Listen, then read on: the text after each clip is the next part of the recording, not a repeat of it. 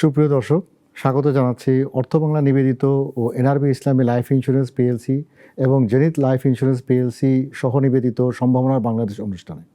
আপনাদের সাথে আছি আমি হাসান তারেক। দেশের অগ্রযাত্রার অন্যতম চালিকা শক্তি হলো আর্থিক খাত, বিশেষ করে বীমা শিল্প। আজ আমরা তুলে ধরব এমন একটি প্রতিষ্ঠানের কথা যারা দীর্ঘ 2 দশকেরও বেশি সময় ধরে মানুষের জীবন ও সম্পদের সুরক্ষায় প্রতীক হয়ে কাজ করছে। আমাদের আজকের পর্বের আলোচনার বীমা খাত অগ্রযাত্রার প্রগতি ইন্স্যুরেন্স। এই বিষয়ে আলোচনার জন্য স্টুডিওতে উপস্থিত আছেন প্রগতি লাইফ ইন্স্যুরেন্সের ব্যবস্থাপনা পরিচালক এবং প্রধান নির্বাহী কর্মকর্তা মোহাম্মদ জালাল আজিম। উনি একই সাথে ইন্স্যুরেন্স একাডেমির বোর্ড অফ গভর্নর্সের একজন সম্মানিত সদস্য হিসেবে দায়িত্ব পালন করছেন। আপনাকে আমাদের স্টুডিওতে স্বাগত জানাচ্ছি। আপনাকেও ধন্যবাদ এবং নাগরিক টিভিকেও ধন্যবাদ আমাকে আমন্ত্রণ জানানোর জন্য। আমরা জানতে চাচ্ছি যে জনাব জালাল আজিমের কাছে যে দেশের বীমা খাত এখন কেমন চলছে, কি মনে করছেন আপনি বীমা খাত নিয়ে? সত্যিকার অর্থে অত্যন্ত সম্ভাবনাময় একটা খাত বীমা খাত। জি, আমরা বিভিন্ন উন্নত দেশের উদাহরণ দেখলে দেখতে পারি, কিন্তু দুর্ভাগ্যজনকভাবে এটা সত্য যে আমাদের দেশে বীমা খাতটা সেইভাবে ফ্লারিশ করেনি। আমি মনে করি এখনও আমরা স্ট্রাগল করছি, বিভিন্ন চ্যালেঞ্জের মুখোমুখি আমরা অবস্থান করছি, এই চ্যালেঞ্জগুলো কাটিয়ে ওঠার চেষ্টা করছি এবং ভবিষ্যতে এই খাতটাকে যে সম্ভাবনা খাত হিসাবে দেখা হয় আমরা সেই জায়গায় পৌঁছতে পারবো বলে আমরা আশা করছি এবং কিছু কিছু কোম্পানি সেই লক্ষ্যে কাজও করছি। তো এই মুহূর্তের কথা যদি বলেন, আমি বলবো যে এইটা একটা স্ট্রাগলের সময় আমরা পার করছি বীমা খাতটা বিভিন্নভাবে, both life and non life. সাধারণ মানুষের দোরগোড়ায় বীমাটা সেবাটাকে পৌঁছায় দেওয়ার জন্য তো এই ব্যাপারে প্রগতি লাইফ ইন্স্যুরেন্স কি ভূমিকা রাখছে? আমরা প্রগতি লাইফ ইন্স্যুরেন্স, আমি আপনার মাধ্যমে অনুষ্ঠানে যেটা বলতে চাই যে একটা ব্যতিক্রমী একটা লাইফ ইন্স্যুরেন্স কোম্পানি বাংলাদেশে। আমরা একটা দেশীয় কোম্পানি হওয়া সত্ত্বেও আমরা বিগত কয়েক বছর যাবৎ আমরা চেষ্টা করে যাচ্ছি এটাকে একটা আন্তর্জাতিক মানের কোম্পানিতে পরিণত করার জন্য। তার জন্য আমরা বেশি জোর দিয়েছি আমাদের মাঠ কর্মীদেরকে প্রফেশনাল বানানোর জন্য, তাদেরকে মাঠে পাঠিয়ে মানুষের জীবন বীমার প্রয়োজনীয়তা উপকারিতা বুঝিয়ে পলিসি সেল করার জন্য, এবং বিমার মাধ্যমে আমরা আপামর জনসাধারণের আর্থিক নিরাপত্তা এবং সেই সাথে সেভিংসের একটা প্র্যাকটিস আমরা করাইতে চাচ্ছি।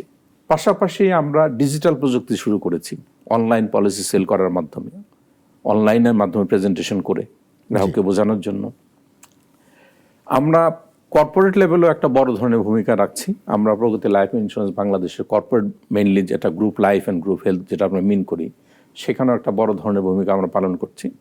এবং অতি সম্প্রতি যেটা সর্বশেষ সরকারের 2 বছর আগে যে ব্যাংক অ্যাসুরেন্স যে চ্যানেলটাকে চালু করেছে, সেখানে আপনার ব্যাংকের সাথে পার্টনারশিপ করে আমরা বাংলাদেশের সবচেয়ে বড় 3টা ব্যাংকের সাথে পার্টনারশিপ করে আমরা ব্যাংকের ক্লায়েন্টদের কাছে বীমা সেবা পৌঁছানোর চেষ্টা করছি।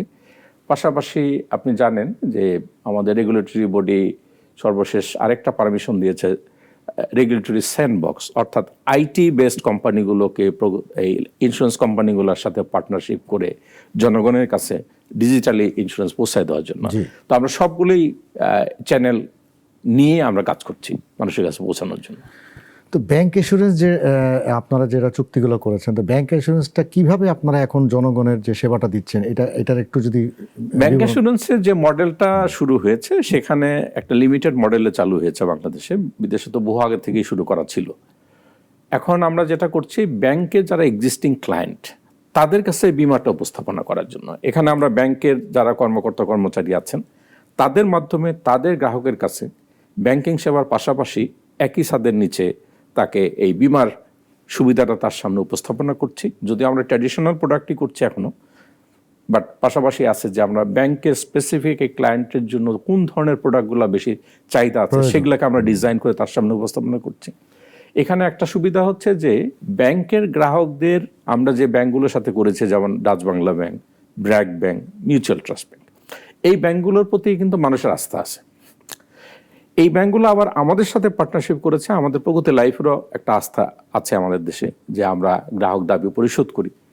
তো এই পার্টনারশিপের ফলে যেটা হচ্ছে যে ব্যাংকের গ্রাহকের আস্থাটা ইন্স্যুরেন্সের প্রতি কম ছিল, খুবই স্বাভাবিক, এটা আমাদের দেশের জন্য স্বীকার করতেই হবে এটা। কিন্তু যখন আমরা ব্যাংকের সাথে পার্টনারশিপ টানলাম, যেহেতু ব্যাংকের প্রতি তাদের একটা আস্থা আছে, তো তারা ব্যাংকের প্রতি আস্থা রেখেই আমাদের ইন্স্যুরেন্স সেবাটাকে নিতে পারছে, যার ফলে আমরা একটা শুরু করেছি মাত্র, বাট আমার বিশ্বাস যে একটা বৃহত্তর জনগোষ্ঠীকে আমরা আগামী কয়েক বছরের ভিতরে বিমা সেবার ভিতরে আনতে পারবো। তা আপনাদের যে এজেন্ট যারা কাজ করছে মাঠ পর্যায়ে, তো এদের যে পেশাদারিত্ব, এই পেশাদারিত্বটাকে কি আপনারা কি ওইভাবে কি একদম মানে যেটাকে আমরা কি বলতে পারি, এটাকে বলতে পারি যে একদম দক্ষতা, পেশাগত দক্ষতা হিসাবে কি ওরা ট্রেনিং প্রাপ্ত হয়েছে যথেষ্ট মনে করেন? না, সেটা যথেষ্ট ঘাটতি আছে আমি মনে করি। তো আমরা যেটা করছি এখন বাংলাদেশে, আমি বলতে পারি যে আমাদের প্রগতি লাইফ ইন্স্যুরেন্স একটা বিশ্বমানের একটা ট্রেনিং ইনস্টিটিউট করেছে। সেখান থেকে আমরা এজেন্টকে রিক্রুট করার ক্ষেত্রে আমরা, আমার ভাষা আমি একটা হাইব্রিড বলি আর কি, হাইব্রিড ইন দ্য সেন্স যে ভালো এডুকেশনাল ব্যাকগ্রাউন্ড, ভালো ফ্যামিলি ব্যাকগ্রাউন্ডের ছেলে মেয়েকে আমরা এখানে আনছি, এনে তাদেরকে ট্রেনিং দিয়ে, তাদেরকে কোচিং মনিটরিং করার মাধ্যমে এই পেশায় যে ভালো ইনকাম করা যায়, এই পেশায় যে খুব দ্রুত কেরিয়ার তৈরি করা যায়, এই পেশার মাধ্যমে তার জীবনের প্রয়োজন সবগুলো চাহিদা যেরকম মেটানো সম্ভব আমি মনে করি। পাশাপাশি যারা কেরিয়ারের চিন্তা করে, খুব দ্রুত কেরিয়ার তৈরি করার সুযোগ আমরা দিচ্ছি, অবশ্যই তার পারফরমেন্স বেস্ট। আর সবচেয়ে বড় কথা যেটা হচ্ছে যে ধরনের কাজ আমরা করি, মানুষের জীবনের যে সমস্যার সম্মুখীন হতে পারে বা হবেই, সেই সময় সে যেভাবে পরিত্রাণ করতে পারে, এই কাজগুলোই কিন্তু আমাদের লোকজন মানুষের কাছে বুঝিয়ে বিমা করার চেষ্টা করছে। তো আমি বিগত কয়েক বছরে আমি অনেকটাই সফলতা লাভ করেছি আপনি বলতে পারেন, যে আমি মনে করি 60 to 70% আমার লোকজনকে আমরা প্রফেশনাল করতে পেরেছি। বাকিটা ট্রেনিং এবং মনিটরিং এবং কোচিংয়ের দিকে যে ধরনের জোর আমরা দিচ্ছি আমাদের কোম্পানিতে, সেখানে আমি মনে করি আগামী কয়েক বছরের ভিতরে আমরা একটা সুন্দর সুশৃঙ্খল একটা প্রফেশনাল টিম তৈরি করতে পারবো একক বিমার ক্ষেত্রে। আর পাশাপাশি ব্যাংক অ্যাসুরেন্স আমরা চেষ্টা করছি, যেহেতু ব্যাংকে যারা কাজ করেন তাদের ব্যাকগ্রাউন্ড এমনিতেই বেটার, তো আমরা মনে করি সেখানে খুব দ্রুত আমরা ফলাফল পাবো। আর কর্পোরেট লেভেলে আমরা মেইনলি করি আমাদের স্যালারিড এমপ্লয়ীদের মাধ্যমে, ন্যাচারালি আমরা একটু ভালো ব্যাকগ্রাউন্ডের ছেলেপেলেকে নেই আমরা করাচ্ছি, যেহেতু কর্পোরেট লেভেলে অনেক শিক্ষিত লোকের সাথে কথাবার্তা বলতে হয়, সেই ধরনের লোককে আমরা তৈরি করছি। তো আমি বলতে পারি যে আমরা প্রগতি লাইফ ইন্স্যুরেন্স কোম্পানি এই হিউম্যান রিসোর্স ডেভেলপমেন্টের দিকে অনেক বেশি জোর দিচ্ছে। এটাকে আমরা খরচ মনে করি না, আমরা মনে করি একটা ইনভেস্টমেন্ট, যেটা লং টার্মে আমাকে রিটার্ন দিবে। রাইট। জনাব আজিম, আমরা যেটা আলোচনা করছিলাম যে আপনাদের ফিল্ড পর্যায়ে তো পেশাদারিত্ব একটা আপনার মানে সুন্দর করে আপনার প্রশিক্ষণের ব্যবস্থা করছেন, কিন্তু আমরা যেটা দেখতে পাই যে সাধারণভাবে বিমার প্রতি বাংলাদেশের মানুষের আস্থাটা একটু কম, যেটা বিশ্বের কোথাও কিন্তু এরকম নাই। তো সেক্ষেত্রে এই যে গ্রাহকদের যে আস্থা অর্জন করার জন্য, এদেরকে যে আপনার আস্থাকে ফেরানোর জন্য, এটার জন্য বিমা সেক্টরটা নিয়ে আপনারা কি করছেন? আমি তো সেক্টরের কথা সেইভাবে বলতে পারবো না, যদিও আমি ইন্স্যুরেন্স অ্যাসোসিয়েশনের একজন এক্সিকিউটিভ মেম্বার, তো সেখানে একটা দায়িত্ব অবশ্যই আছে। কিন্তু আমি মনে করি যে যেভাবে দায়িত্বটা আসলে পালন করা দরকার, আমরা হয়তো সেভাবে করতে পারছি না as a whole from the association, বিভিন্ন কারণে। একটা মানুষের প্রতি আস্থা কখন অর্জন হবে? যখন আপনি আপনার কমিটমেন্ট টাইমলি ফুলফিল করবেন, রাইট, এবং হ্যাসেল ফ্রি ওয়েতে করবেন, তখনই আপনার প্রতি আস্থা আসবে। এবং এটা তো একদিনে অর্জিত হয় না, এর জন্য সময় লাগে। তো আমরা প্রগতি লাইফ ইন্স্যুরেন্স বাংলাদেশে জীবন বিমার ক্ষেত্রে আমি চ্যালেঞ্জ দিয়ে বলতে পারি আপনাকে যে আমাদের বিমা দাবি পরিশোধ, বিশেষত বাংলাদেশে যে ধরনের বিমা দাবি পরিশোধ করতে হয় লাইফ ইন্স্যুরেন্সে, যে ধরনের ঝুঁকি আমরা বহন করি, সেই ঝুঁকি ঘটনা ঘটলে যেরকম দিতে হয়, অর্থাৎ সিম্পল ভাষায় যদি বলি যে কেউ মারা গেলে তার নমিনিকে যেরকম টাকা দিতে হয়, পাশাপাশি আমরা যে ধরনের প্রোডাক্টগুলো সেল করি, এটা ইন্স্যুরেন্সের ভাষায় আমরা বলি এন্ডোমেন্ট প্রোডাক্ট, অর্থাৎ উনি বেঁচে থাকলেও মেয়াদ শেষে তাকে একটা ভালো লাভ সহ টাকাটা ফেরত দিতে হয়। তো আমরা যে জিনিসটা করেছি এখানে একদম ঝামেলাবিহীনভাবে এবং দ্রুততম সময়ে আমরা ক্লেমটা দিই। আমি যদি কর্পোরেট লেভেলের কথা বলি, রিয়েল টাইমে ক্লেম সেটেলমেন্ট হয়। কিভাবে যদি বলেন যে একজন যদি অসুস্থ হয়ে হসপিটালে যায়, আমাদের বাংলাদেশের অনেক বড় বড় হসপিটালের সাথে আমাদের এগ্রিমেন্ট করা আছে, দে আর আওয়ার পার্টনার। আমাদের কার্ড দেখানোর পরে উনি অ্যাডমিশন নিয়ে নেবেন, তার চিকিৎসা হবে এবং তার লিমিটের ভিতরে যে টাকাটা আছে বরাদ্দ, এই লিমিট পর্যন্ত খরচ করে উনি সুন্দরভাবে চলে আসবেন, তাকে হসপিটালে টাকা দিতে হবে না। So this is real time claim settlement. পাশাপাশি আমরা যেটা করতেছি, আমরা অনেক অর্গানাইজেশনের সাথে, যারা ধরেন আমি যদি উদাহরণ দিয়ে বলি যে গ্রামীণ ফোনের সাথে আমরা একটা সময় লয়ালিটি প্রোগ্রামে তারা নির্ভয় লাইফ নামে একটা আমাদের প্রোডাক্ট সেল করতো। সেই প্রোগ্রামে আমরা অনেক রেকর্ড আসছে যে 24 আওয়ার্সের ভিতরে আমরা ক্লেম সেটেল করেছি, টোটালি ডিজিটালের মাধ্যমে। সেই প্রত্যন্ত অঞ্চলে আমি যদি বলি, আমরা প্রথম ক্লেম সেটেল করেছিলাম বগুড়ার একটা অঞ্চলে।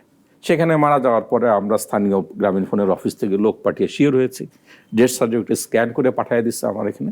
আমরা হেড অফিস থেকে প্রসেস করে জিপি ওয়ালেটের মাধ্যমে দিন শেষে তার টাকাটা পাঠিয়ে দিয়েছি। তো 24 ঘন্টা আমরা ক্লেম সেটেল করেছি। এখন আমরা যেটা করছি, মেয়াদ শেষে যে গ্রাহকটা টাকাটা পাবে, এখানে আমরা সিস্টেম করে দিয়েছি। আগে অনেক পেপারস চিতাম আমরা, এখন আমরা আর কোনো পেপারস চাই না। আমরা যেটা করেছি যে যদি আপনি আমার প্রিমিয়ামটা EFTN এর মাধ্যমে দেন, তাহলে আমি কোনো পেপারস আপনার কাছে চাইবো না। যেদিন আপনি ডিউ হবে তার 2 ওয়ার্কিং ডেজের ভিতরে আপনার অ্যাকাউন্টে টাকা চলে যাবে। আপনাকে SMS দিয়ে জানানো হবে যে আপনার অ্যাকাউন্টে আমরা প্রগতি লাইফ ইন্স্যুরেন্স থেকে এত টাকা মেয়াদপূর্তি দাবি পূরণ করেছি। তো আমরা এই পর্যায়ে কিন্তু এক্সপিরিয়েন্সটাকে নিয়ে গেছি। কিন্তু এক্ষেত্রে কি কোনো ফ্রডুলেন্টের সম্ভাবনা আছে? ফ্রডুলেন্ট যেটা হয়, আমরা একটু সেটার একটা কন্ট্রোল মেজার নিয়েছি। যেমন ধরেন, প্রথম কথা হচ্ছে যে EFTN এর মাধ্যমে আপনাকে পেমেন্ট করতেছেন। ধরেন একটা পলিসি 10 বছরের জন্য, আপনি প্রতি বছরই কিন্তু একটা নির্দিষ্ট অ্যাকাউন্ট থেকে আমাকে টাকাটা দিচ্ছেন, আমি ঠিক ওই অ্যাকাউন্টেই টাকাটা ফেরত দিচ্ছি আপনাকে। যার ফলে এখানে ফ্রড হওয়ার কোনো সুযোগ নেই। এবং আপনি ভবিষ্যতে বলতেও পারবেন না যে আমি টাকা পাইনি, কারণ আমার কাছে সেই রেকর্ডটা আছে যে আমি EFTN এর মাধ্যমে আপনার অ্যাকাউন্টে টাকা দিয়েছি, যে অ্যাকাউন্ট থেকে টাকা আমার কাছে আসছে। আর যারা EFTN এর ভিতরে আসেনি, তাদের আমরা যেটা করতেছি, তাদের যে MICR চেক, একটা চেকের পাতা বলতেছি ক্যান্সেল করে আমাদের কাছে পাঠান। আমরা সেখান থেকে শিওর হচ্ছি আপনার নাম, অ্যাকাউন্ট নাম্বার। এবং আমরা এখন এটা শুরু করেছি যাতে ভবিষ্যতে আরও হ্যাসেল ফ্রি করা যায়। পলিসি করার সময় উনি যে অ্যাপ্লিকেশনটা করছেন আমার কাছে, তার সাথেই ব্যাংকের ডিটেলসটা উনি দিয়ে দেবেন। এটা কি KYC টাইপ? KYC এর ভিতরে এটা হয়ে যাচ্ছে আমাদের। তো যার ফলে এই যে ক্লেম পাওয়া যায় না, যেটা বাস্তব সত্য বাংলাদেশে অনেক কোম্পানির জন্য, সেখানে আমি বলতে পারি যে প্রগতি লাইফ ইন্স্যুরেন্স একটা ব্যতিক্রম। আমি আপনার অনুষ্ঠানের মাধ্যমে সারা দেশবাসীর কাছে চ্যালেঞ্জ দিয়ে বলতে চাই, নট এ সিঙ্গেল কমপ্লেন প্রগতি লাইফের এগেনস্টে তারা টাকা দেয়নি। তো আপনাদেরকে এমনি কি স্কিম নিয়ে আপনারা নিয়ে কাজ করছেন? নতুন কোনো স্কিম কি আপনাদের? আমরা নতুন একটা স্কিম চালু করেছি, বলতে কমার্শিয়ালি আমরা যাবো আগামী মাস থেকে। যে বাংলাদেশে আমরা দেখেছি যে হেলথ ইন্স্যুরেন্সের মানে পূর্ণাঙ্গ হেলথ ইন্স্যুরেন্স বলতে যেটা বোঝায়, বাংলাদেশে এককের জন্য এই ধরনের কোনো প্রোডাক্ট নেই। তো আমরা 10টা অপশনে 1 লক্ষ থেকে আরম্ভ করে 10 লক্ষ টাকা পর্যন্ত হেলথ ইন্স্যুরেন্সটা আমরা আশা করছি আগামী মাসে আমরা মার্কেটিং করতে পারবো। ইডার অ্যাপ্রুভাল হয়ে গেছে, অ্যাকচুয়ালির অ্যাপ্রুভাল হয়ে গেছে। আমরা এখন আমাদের IT সিস্টেমটাকে ডেভেলপ করছি, আমাদের লোকজনকে রেডি করছি। আগামী মাস থেকে আমরা হয়তো ইয়েতে চলে যাব, মানে আমরা এটাকে লাইভ দেখতে পাবো। লাইফের একটা নতুন প্রোডাক্ট হিসেবে হেলথ, যেটা আমরা বলতে চাচ্ছি। অর্থাৎ বাংলাদেশে আপনি হসপিটালে ভর্তি হলে টাকা পাবেন, অর্থাৎ একটা সীমার ভিতরে। আপনি আউট পেশেন্ট, অর্থাৎ ভর্তি হওয়ার দরকার নেই, কিন্তু আপনি ডাক্তার দেখাচ্ছেন, সেই ডাক্তার আপনাকে টেস্ট করতে বলছে, মেডিসিন দিচ্ছে, সেগুলা কভার করবে।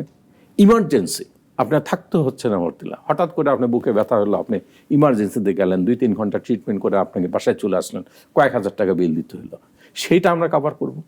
এবং ম্যাটারনিটি, অর্থাৎ একজন মহিলার বাচ্চা হবে, তার যে খরচটা, এখানে একটু শর্ত আছে যে আমরা ঠিক মানে মোরাল হ্যাজার্ডটাকে দূর করার জন্য যে অ্যাটলিস্ট 2 ইয়ার্স রানিং থাকতে হবে পলিসিটা, অনলি ফর ম্যাটারনিটি, এবং হাজব্যান্ডের পলিসি থাকতে হবে। তো একটা পূর্ণাঙ্গ হেলথ ইন্স্যুরেন্সটা আমরা চালু করতে যাচ্ছি। আমরা মনে করি যে বাংলাদেশের লাইফ ইন্স্যুরেন্সগুলো, হেলথ অবশ্য শুধু লাইফ নয়, হেলথ নন লাইফরাও করতে পারে, কিন্তু আমরা এই ধরনের প্রোডাক্টটা বাংলাদেশে আর কারণে। এটা আপনাদের মানে নতুন উদ্ভাবনী, নতুন একটা উদ্ভাবন। পাশাপাশি আমরা যেটা গত কয়েক বছর যাবৎ করেছি, সেটা হচ্ছে আমরা এটাকে 6 কিস্তি বিমা বলি। এটাও প্রগতি লাইফ ছাড়া বাংলাদেশের কারণে। কারণ আমাদের দেশের আপামর যেহেতু জনগণের ইন্স্যুরেন্সের প্রতি আস্থার একটা অভাব আছে, তারা প্রথমে চিন্তা করে যে আচ্ছা আমি যে টাকা দিব 10 বছর, 12 বছর, 15 বছর পরে পাবো কিনা তো কোনো সন্দেহ নেই। তো আমরা এখন এটাকে অ্যান্টিসিপেটেড এন্ডাওমেন্ট প্রোডাক্ট, অর্থাৎ পার্শিয়াল ম্যাচুরিটি টাকা ভেঙে ভেঙে দিচ্ছে। তো 6 কিস্তি বিমার বৈশিষ্ট্য হচ্ছে যে আপনি 12 বছর মেয়াদী পলিসিটা বিক্রি করবেন, এভরি 2 ইয়ার্স 10% করে করে আপনাকে বিমা অঙ্কের টাকা ফেরত দেওয়া হবে। যার ফলে গ্রাহক চিন্তা করে যে আচ্ছা ঠিক আছে, 2 বছরের জন্য রিস্ক নেই, অন্তত টাকা পাই কিনা। তো 2 বছর পরে যখন আপনি আপনার অ্যাকাউন্টে, আমার ভাষা আমি যেটাকে বলি ঘুমের ঘরে টাকা পেয়ে যাচ্ছেন ইন্স্যুরেন্স কোম্পানির কাছ থেকে, বাংলাদেশে বর্তমান সময়ে অত্যন্ত মানে চিন্তা করা যায় না, তখন কিন্তু উনি ইন্স্যুরেন্সের প্রতি পজিটিভ হচ্ছে, আস্থাটা ফিরে আসবে। আস্থাটা ফিরে পাচ্ছে। জনাব আজিম, আপনাদের যে তরুণ প্রজন্মের জন্য আপনারা কি কোনো আকর্ষণীয় কোনো অফার দিচ্ছেন চাকরির ক্ষেত্রে, যে তরুণ প্রজন্মকে আরো আপনার কোম্পানিতে উদ্বুদ্ধ করার? আমরা যেটা করতে চাচ্ছি, যে তরুণ প্রজন্মকে আকৃষ্ট করতে গেলে যেটা হবে, যদি আমি সবাইয়ের কথা বলবো না, যদি ট্যালেন্টকে অ্যাট্রাক্ট করতে চান তাহলে তাদেরকে সুযোগ সুবিধা বেশি দিতে হবে। আমরা ভালো বেতন দেওয়ার ব্যবস্থা করতে পারতেছি, ফিল্ড ফোর্সকে ভালো ইনসেন্টিভ দেওয়া যাচ্ছে, শেয়ার হোল্ডারদের ভালো ডিভিডেন্ড দিতে পারছি। প্রগতি লাইফ 25 বছর শেষ করলো, 25 বছরে গত 2025-এ আমরা হাইয়েস্ট ডিভিডেন্ড দিয়েছি 25%। পাশাপাশি আমরা লাইফ ইন্স্যুরেন্সের একটা কথা আপনি শুনবেন, লাইফ ফান্ড, অর্থাৎ যেটার মাধ্যমে আমরা ভবিষ্যতে ক্লেমগুলো সেটেল করতে হয়, সেখানে আমরা 2025 সালে সর্বোচ্চ 121 কোটি টাকা যোগ করেছি এবং 26 সালের জুন পর্যন্ত 82 কোটি টাকা আমরা যোগ করেছি। এই বিগত 25 বছরের ইতিহাসে সর্বোচ্চ। তো এর ফলে হবে কি, আমরা হয়তো এই ইয়াং ট্যালেন্টগুলোকে গ্র্যাজুয়ালি আমরা অ্যাট্রাক্ট করতে পারবো। জি। তো এমনি জিডিপিতে তো আপনাদের বিমা খাতের মানে পেনিট্রেশন খুবই কম। পেনিট্রেশন বাড়ানোর জন্য আপনারা কি ভূমিকা পালন করতে পারেন বিমা ক্ষেত্রে? এখানে পেনিট্রেশন বাড়াতে গেলে একটা সম্মিলিতভাবে একটা প্রচেষ্টা নিতে হবে। এককভাবে কোনো কোম্পানি পারবে না। এখানে আমাদের দেশে জিডিপি যেভাবে গ্রো করতেছে, যদি ইন্স্যুরেন্স প্রিমিয়াম সেইভাবে না বাড়ান তাহলে কোনোদিনই আপনার পেনিট্রেশন বাড়বে না। বিগত 10 বছরের হিস্ট্রি যদি দেখেন, প্রতি বছরই পেনিট্রেশন কমেছে। এর কারণ হচ্ছে যেই গতিতে আমার জিডিপি বাড়ছে, আমরা ইন্স্যুরেন্স প্রিমিয়াম বাড়ছে না। তো এর জন্য যেটা দরকার, সম্মিলিত প্রচেষ্টা দরকার। এবং এখানে আমি যে জিনিসটার সুযোগ পেলেই বলি, সেটা হলো 2014 সালে বাংলাদেশের একটা সুন্দর পেপার তৈরি হয়েছিল, বাংলাদেশ সরকার দিয়েছিলেন, সেটা হলো জাতীয় বীমা নীতি। এই জাতীয় বীমা নীতিতে যত ধরনের প্রবলেমগুলো আছে, এই প্রবলেমগুলোকে চিহ্নিত করা হয়েছিল এবং এই প্রবলেমগুলো সমাধান করে পেনিট্রেশন 0.45 থেকে কিভাবে 4%-এ নিয়ে যাওয়া যায় সেই পরিকল্পনাগুলো ছিল। তার জন্য স্বল্পমেয়াদী ছিল, মধ্যম এবং দীর্ঘমেয়াদী। দুর্ভাগ্যবশত দীর্ঘমেয়াদী পরিকল্পনা শেষ হয়ে গেছে 21 সালে। কিন্তু এই জাতীয় বীমা নীতির অনেকগুলোই পদক্ষেপ বা কর্মপরিকল্পনা বাস্তবায়িত হয়নি।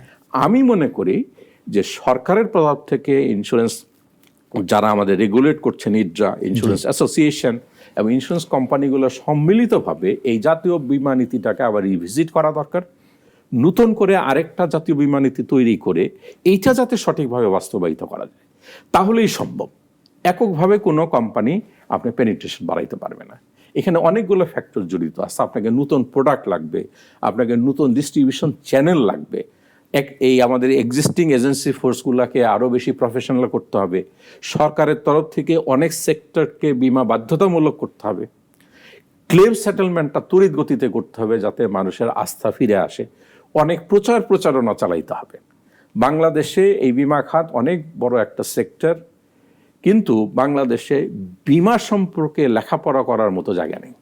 এবং ইডজাকে যে সরকার যে নীতিমালাটা তৈরি করে দিবে, ইডজাকে একটা সেন্ট্রাল বডি হিসাবে এইটাকে বাস্তবায়নের চেষ্টা করতে হবে।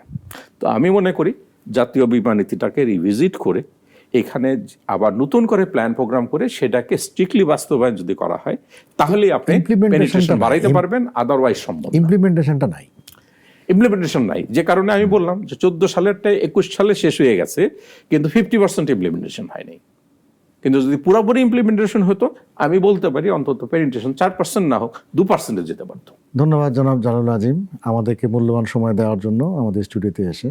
আবারও আপনাকে এবং নাগরিক টিভিকে ধন্যবাদ জানাচ্ছি এবং আশা করি আজকের এই বক্তব্যের মাধ্যমে আমরা ইন্স্যুরেন্স সেক্টরের উন্নতির দিকে আমরা ইনশাল্লাহ এগিয়ে যাব। জি, শুধু দর্শক, আমরা আশা করি আগামী দিনেও প্রগতি লাইফ ইন্স্যুরেন্স স্বচ্ছতা ও দ্রুত গ্রাহক সেবার মাধ্যমে দেশের বিমা খাতকে উন্নতির শিখরে নিয়ে যাবে। অর্থ বাংলা নিবেদিত ও এনআরবি ইসলামী লাইফ ইন্স্যুরেন্স পিএলসি এবং জেনিত ইসলামী লাইফ ইন্স্যুরেন্স পিএলসি সহ নিবেদিত সম্ভাবনার বাংলাদেশে আজকের মতো এখানেই শেষ করছি। আগামী পর্বে আবারও দেখা হবে। সে পর্যন্ত সবাই ভালো থাকুন, সুস্থ থাকুন আর চোখ রাখুন নাগরিক টিভি পর্দায়। শুভরাত্রি।